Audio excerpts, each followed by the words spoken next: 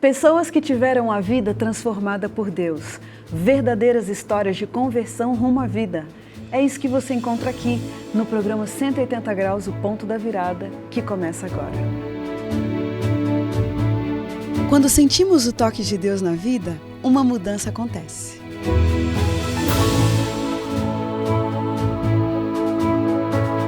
Surge à nossa frente possibilidades de felicidade plena. O toque de Deus restaura, renova, refaz.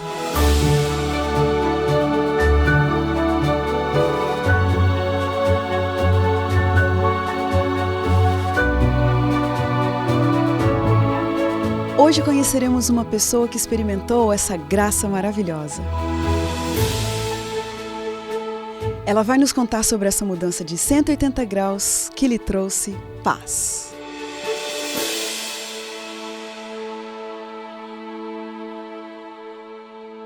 Jorge Adalberto Silva de Andrade veio lá de Santarém, no Pará, para nos dizer de que ele é prova viva de um milagre de Deus. Prova de que para Deus tudo é possível. Já na adolescência, ele se assumiu homossexual e a partir daí entrou para o mundo da prostituição. Como travesti, foi morar na Itália, em Milão, e afundado na subvida e no mundo das drogas, ele pensava que para ser feliz de verdade, o que lhe faltava era fazer a cirurgia de mudança de sexo. Mas Deus, o grande pastor das ovelhas, veio ao seu encontro e a sua vida foi transformada em 180 graus. Vamos conhecer um pouco mais dessa história hoje com o nosso convidado especial que está aqui, Adalberto. Olá. Muito obrigada, um prazer muito grande ter você aqui nesse programa. Seja bem-vindo. Obrigado, o prazer é meu, né? É um privilégio muito grande estar aqui. Eu estou muito feliz mesmo e para mim é mais um sonho realizado. Adalberto, conta pra gente, contextualiza um pouquinho ali a sua situação quando criança, sua família, suas raízes, como é que era? Bom, na verdade, Cleane, eu vim de uma família muito grande. A minha mãe, ela teve 2 casamentos. No primeiro casamento ela teve 6 filhos e no segundo com meu pai teve 9. Então nós éramos em 15 irmãos. 15 irmãos. E você entra em que lugar aí nesse? Eu faço parte do segundo casamento da minha mãe e também já ali entre os 9, digamos que quase o caçula. Olha só. Entre os 3 dos últimos. E como foi crescer tendo tantos irmãos mais velhos que você? Foi muito bom. Foi muito bom porque nós éramos muito unidos. Apesar de todas as dificuldades que nós passamos, devido à separação da minha mãe, né, nós tivemos algumas dificuldades, mas nós éramos...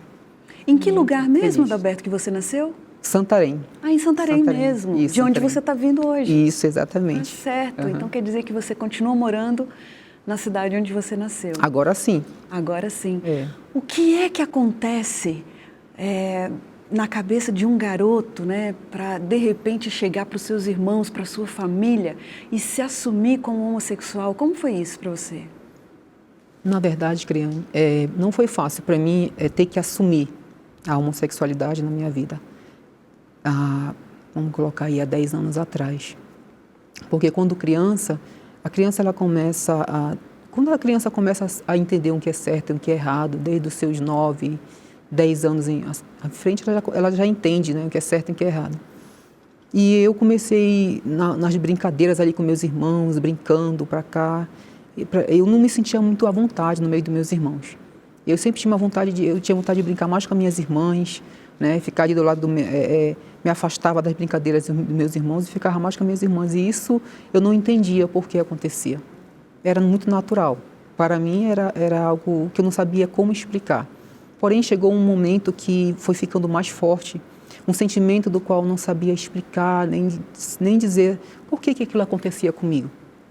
Chegou uma hora que começou a ficar muito visível, né, entre meus irmãos. Alguns mexiam com artes marciais, eu cheguei a praticar, eu cheguei a fazer exercícios, né, com meus irmãos, exercício físico, artes marciais. E eu lutei contra esse sentimento, eu lutei muito. Eu lutei por várias vezes. Quando eu olhava para um rapaz, eu sentia uma atração. E eu sabia que aquilo não estava certo, mas eu não sabia como controlar aquele sentimento. Até chegar o momento de ter que mesmo assumir. E que não foi fácil para a família. E quando você assumiu e continuou morando na mesma casa com a sua família? Como que foi que aconteceu? Não, até porque, assim, a minha mãe, ela sempre foi uma mulher muito guerreira e que ama muitos filhos, independente de qualquer situação. Eu acredito que a minha mãe sempre percebeu, mas aquele amor incondicional de mãe, ela procurava me manter ali, sem que meus irmãos, né, viessem questionar. Mas chegou um momento que não dava mais para esconder. Aí um dos meus irmãos veio, questionou minha mãe por que aquilo estava acontecendo. Eles tinham que fazer alguma coisa, nós tínhamos que parar com aquela situação. Onde já estava ficando já visível, as vizinhanças, os vizinhos já estavam percebendo. Né? Olha, o irmão do fulano de tal, o meu amigo tem um irmão que é homossexual. Então, assim, eles começavam a criticar, né? O preconceito era muito grande. E aí começou a ficar difícil para eles que mexiam com artes marciais. E aí chegou o momento que eu tive que assumir, não tinha para onde correr. Chamaram minha mãe, fizeram uma reunião e eu percebi o quanto eu estava machucando a minha mãe, meus irmãos. E eu sabia que eu não tinha para onde correr, eu tinha que tomar uma atitude. E um dia eu deixei todo mundo dormir. Quando minha mãe dormiu ali, eu corri, escrevi uma carta. E nessa carta eu deixei assim escrito para minha mãe: mãe, eu entendi que eu estou atrapalhando aqui em casa de alguma forma, né, a questão dos meus irmãos. Eu tô ali fazendo eles passarem por vergonhas, né, nessa minha decisão. E eu não tenho como fugir dessa vontade que está em mim, de eu assumir a homossexualidade. Eu estou indo embora de casa. Aí eu decidi sair de casa. Deixei a cartinha em cima do fogão, o primeiro lugar que eu sabia que a minha mãe ia achar. E dali eu fugi de casa. Puxa vida. Fui embora de casa. Foi embora sem se despedir. Sem se despedir de ninguém. E com que sentimento que você foi embora naquele dia? Era um sentimento assim de alegria, estou indo para minha liberdade? Ou um sentimento de tristeza por não estar querendo ir, tendo sido forçado aí? Como é que era a sua situação ali? O primeiro sentimento era de tristeza. Porque eu não queria ir de jeito nenhum, né? Foi difícil, uma decisão muito difícil, a qual eu não aconselhei ninguém a fazer, foi difícil mesmo. Mas eu queria minha liberdade e eu não queria estar envergonhando a minha mãe e meus irmãos, e eu saí. Só que quando eu cheguei lá fora, eu vi que as coisas não eram bem como eu pensei. Na carta eu escrevi para minha mãe assim: mãe, não se preocupe que eu vou viver tudo que o mundo me oferecer. Eu só não vou beber nem usar droga, mas o resto eu vou viver o mundo que o mundo tem para me dar. E eu fui. Olha, você escreveu isso para ela. Escrevi isso para ela. E no final das contas, que estilo de vida que você assumiu dali para frente? A consequência do pecado, né, chega até a morte. Então não teve para onde correr. Eu acabei mesmo experimentando os vícios, entrei mesmo profundamente na prostituição. Conheci outros homossexuais, travestis. Foi quando eu comecei a tomar hormônio, anticoncepcionais. Meu corpo foi mudando. Chegou um momento que eu fiquei mesmo muito semelhante a uma mulher. Até aí, então, eu já tive mais coragem de voltar em casa. E para que cidade que você foi? Eu saí de Santarém e fui para Manaus. Foi para Manaus? Fui morar em Manaus. Morei 10 anos em Manaus. Morou 10 anos em Manaus? 10 anos em Manaus. Olha só. E você voltava com frequência para visitar a sua família? Eu voltava. De vez em quando eu voltava para... Aí já estava com uma vida mais assumida, eles não tinham mais o que fazer, ficavam por ali, né? Então... mas eles não tinham o que fazer, eles tinham que aceitar, porque eu já tinha tomado a decisão, né? Eu já estava realmente transformado nessa... Até que ponto que você se envolveu com esse mundo da homossexualidade, da prostituição? Olha, eu cheguei a um ponto de sair de Manaus, que então Manaus já era uma cidade muito pequena para mim. Conheci um travesti que veio de São Paulo e eu fui para São Paulo. Saí de Manaus no ano de 2007, por aí, fui morar em São Paulo. Morei 6 anos em São Paulo. Olha! Aí em São Paulo eu comecei a conhecer, então, né, todos os travestis que colocavam prótese, faziam cirurgia. E isso foi ainda me dando mais vontade de fazer. E eu cheguei a fazer, coloquei prótese, apliquei os silicones e fui ficando cada vez mais, então. E daí a vontade foi crescendo mais, eu não me contentei de estar em São Paulo. E aí eu conheci alguns que iam para a Itália, foi quando eu fiz a viagem para lá. Foi para a Itália. Fui O pra que Itália. você foi buscar na Itália? O que você buscava? Qual que era o seu ideal de vida? Até então, eu entendia, na minha mente, eu achava que aquilo, na minha mente eu era uma mulher. Não tinha que tirar isso da minha mente. E que eu fui atrás de uma felicidade, de buscar uma pessoa que eu ficava, todos os que iam para lá, conhecia alguém, né, ficavam, se casavam, porque lá já podem se casar, né, na França. E aí eu fui em busca disso aí, de uma felicidade, buscar uma felicidade Olha, daquela vida ali que eu... o seu estado emocional, né, nesse mundo, né, que estilo de vida, assim, que condição de vida que você vivia nessa época e qual era o seu estado emocional no meio disso tudo?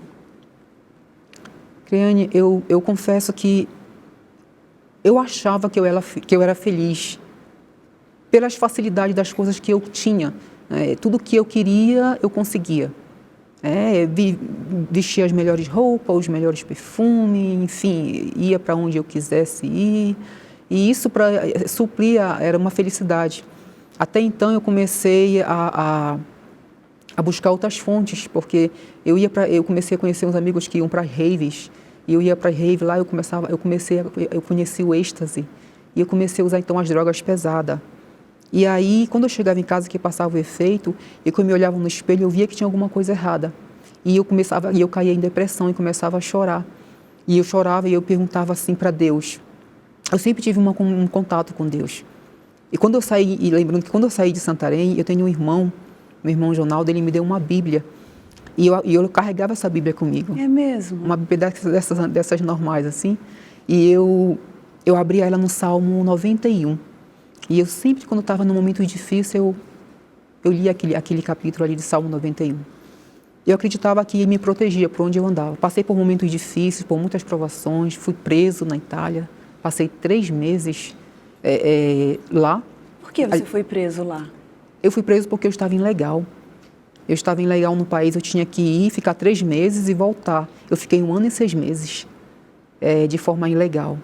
Só pelo fato de eu estar andando na rua com a documentação vencida. Por isso eu fui preso. 3 dias, aliás, eu passei preso, fui julgado, fui diante do juiz. Para mim, aqueles 3 dias foi como se fosse ali 3 meses, não sei, quase 3 anos. Foi difícil, eu não quis comer nada. Eu fiquei 3 dias sem comer. E eu falei para Deus me tirar dali. Se Deus me tirasse dali, eu ia procurar mudar minha vida de alguma forma, porque eu tinha muito medo de ficar lá. Porque se eu pagasse a pena, eu ficaria 3 meses mesmo preso. Mas eu só fiquei 3 dias. Adalberto, você, nesse estilo de vida, ao mesmo tempo carregando uma Bíblia com você para onde você ia, de vez em quando lendo o Salmo 91 e orando, né? Você coloca aí no meio do seu discurso a questão da oração em vários momentos. Você não se sentia errado perante Deus?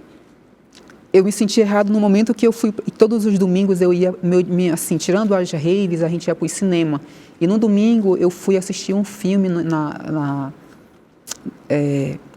todos os filmes que chegam ali em Milano são traduzidos já para o idioma. Até então eu já dominava o idioma direitinho. E aí eu assisti Paixão de Cristo. E quando eu assisti esse filme Paixão de Cristo, eu entendi que eu estava completamente errado. E que eu tinha que tomar uma decisão.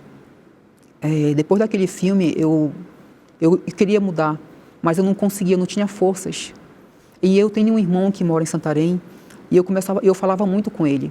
Eu falava com esse meu irmão, eu falava com a Joelma, também que morava em Boa Vista.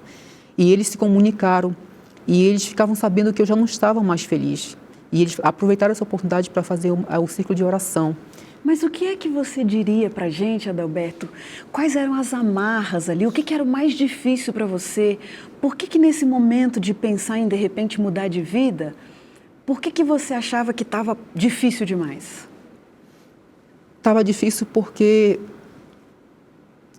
assim, de viver aquela vida de mordomia, aquela vida de tudo que eu queria, eu consegui, e eu pensava assim, como é que eu vou viver? Porque, na verdade, na minha mente, era impossível, não tinha como. Eu sabia que tinha alguma coisa errada. Na verdade, quando eu pensava em mudar, eu não pensava em mudar para ser quem eu sou. Eu pensava em mudar assim, vou fazer uma cirurgia, vou parar com essa vida de prostituição e vou me casar. Era isso que eu pensava. Entendi, como uma mulher. Como uma mulher, nunca como de jeito nenhum. Entendi. Isso que eu pensava. Então quer dizer que quando você pensava em mudar de vida, não era mudar o seu estado, mas sim o que você queria era sair da prostituição, só isso. Eu queria sair porque não E essa questão feliz. da mudança de sexo, como que isso entrou no meio da sua história? Porque eu comecei a ver meus amigos que passavam por a cirurgia e eu comecei a ver que estava certo. Então, assim, como eu pensava, se eu sou, para mim ser feliz, dentro de mim não tinha uma felicidade. E eu pensava, eu só vou ser feliz se eu fizer essa cirurgia. Olha. E aí eu estava lutando com isso. Foi quando eu voltei para o Brasil. Passei 1 ano e 6 meses só na Itália. Onde que haveria essa possibilidade de você fazer uma cirurgia de mudança de sexo? Lá na Itália mesmo? Eu teria que fazer na Itália.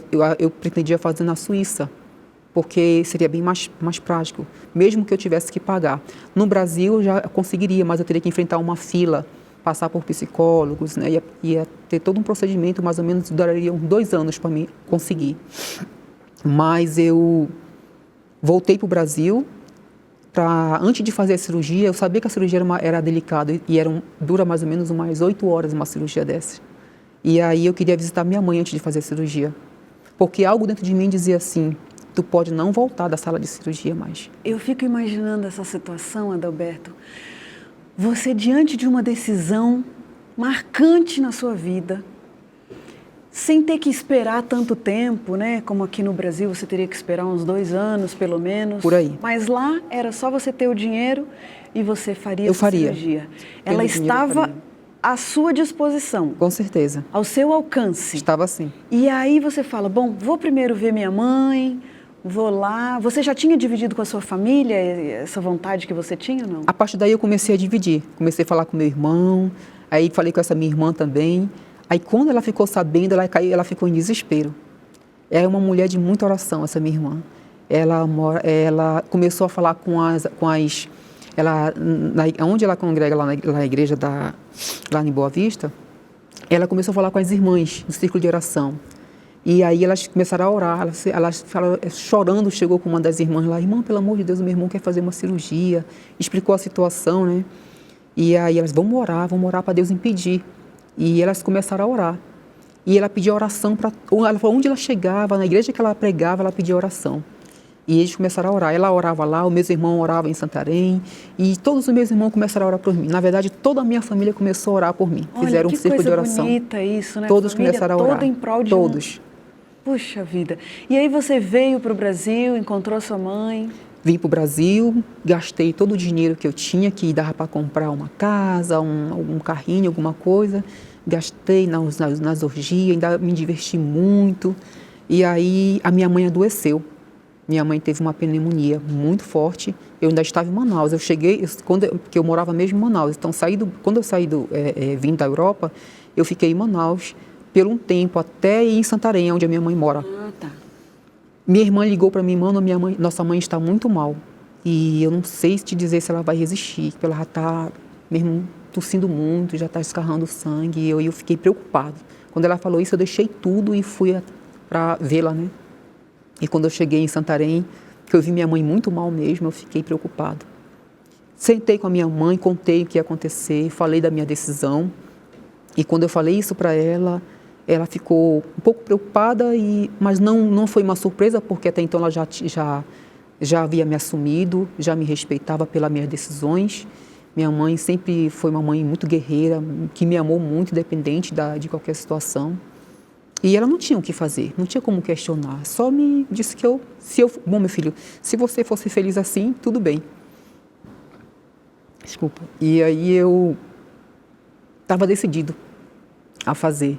Então, quando eu queria só ouvir isso da minha mãe. Quando eu consegui ouvir, eu disse, então agora, mãe, eu vou voltar. Pronto. Eu estou pronto, vou voltar para fazer a cirurgia. Determinado dessa forma como você está dizendo para a gente, preso dentro desse mundo da prostituição, o que foi que aconteceu? Que milagre que Deus operou na sua vida, que fez uma transformação de 180 graus? Qual foi o ponto da virada na sua história? Aí, nesse período, meu irmão já sabia de tudo. E aí meu irmão chegou para conversar comigo. E eu falei para ele da minha decisão. Nesse dia, ele sentou comigo, assim como nós estamos, e ele disse, mano, não posso falar com você? Eu posso te chamar, porque até então não permitia que ninguém me chamasse pelo meu nome mesmo, eu queria que chamasse pelo nome fantasia.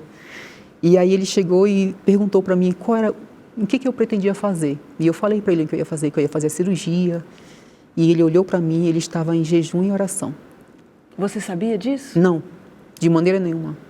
A minha mãe só dizia assim, teu irmão está muito magrinho, né? Depois que ele entrou na igreja, ele está muito magrinho. Porque assim, minha mãe é de uma denominação e ele é de outra. Mas assim, eu entendia que ela se preocupava pela saúde dele, né? Mas ele estava em jejum e oração. Por você? Por mim. Meu. E aí, quando ele falou comigo todas as vezes eles falavam, quando eu voltava de viagem, que eu ia lá visitar no Natal, Ano Novo, eles falavam para mim de Deus. Mas assim, sabe quando entra aqui e sai por aqui? Eu me ignorava completamente. Deixava eles falando às vezes sozinho, ia embora. Mas esse dia foi diferente. Esse dia, quando ele falou para mim, e aí eu decidi, né? Falei para ele que eu ia fazer, só que antes de eu conversar com ele, eu tive um sonho. Eu sonhei, eu tive um sonho não, um pesadelo. Eu tive um pesadelo e a minha mãe também teve um pesadelo. O pesadelo dela foi muito mais forte e quando ela me acordou falando do pesadelo dela, eu entendi que tinha alguma coisa errada e que eu não tinha que fazer essa viagem. Deus começou ali a trabalhar na minha vida. Quero só relembrar que antes de acontecer isso, antes de eu vir de Manaus, eu passei uma decepção muito grande em questão de amizade, a vida mesmo, no caso, relacionamento, que eu vivi com uma pessoa há 10 anos. E aí eu senti que eu estava só no mundo, só mesmo. E aí eu sentei no apartamento que eu morava ali em Manaus e eu escrevi uma carta para Jesus. E eu falei para Jesus assim, Senhor, se o Senhor realmente existe aí no céu, se o Senhor está aqui conosco também, me tira dessa situação, eu não aguento mais.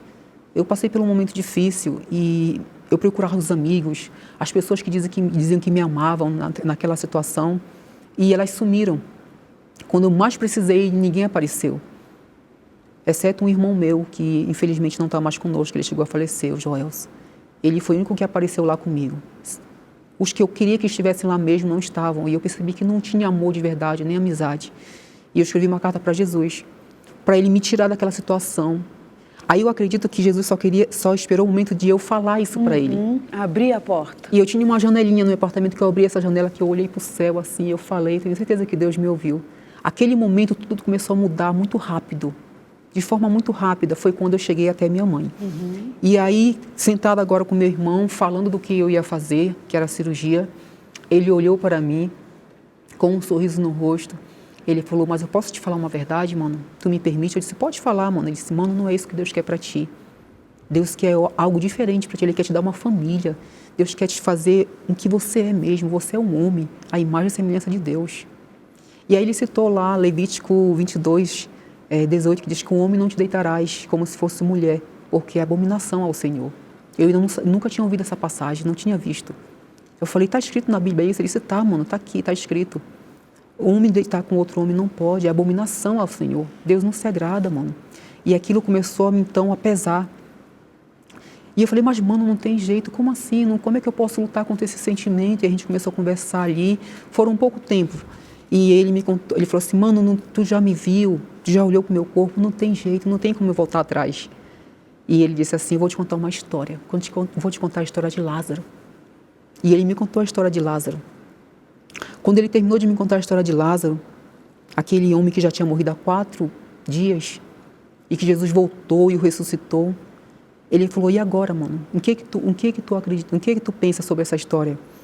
Eu falei assim, bom, mano, pra mim não tem mais jeito, mano, assim, porque olha a situação. Ele me fez uma pergunta, na verdade. O que tu acha, mano, que Deus pode fazer na tua vida? Ele pode fazer você voltar à imagem e semelhança de Deus, como ele te fez, ou ressuscitar um morto que já tem 4 dias que está ali. Te pegou. Ele me fez uma pergunta. E quando ele fez essa pergunta, eu sem conhecimento nenhum, eu disse, bom, mano, o morto já era. Morreu, já tem 4 dias, já está ali, né, se decompondo. Mas para mim, que eu estou com vida, eu creio que tem solução. Ele falou, pois é, mas Deus faz os dois. Olha. Deus, ele te traz a ser quem ele quer que você seja, e ele ressuscita o cadáver ainda ali que já está 4 dias morto. Quando ele falou isso, eu disse, mano, Deus pode fazer isso? Ele disse, pode, muito mais. Amém. Foi o suficiente. Puxa vida. Quando ele falou isso, ele foi embora, caiu a ficha. Eu corri para o banheiro, comecei a chorar, chorar, chorar. E veio sobre mim algo sobrenatural.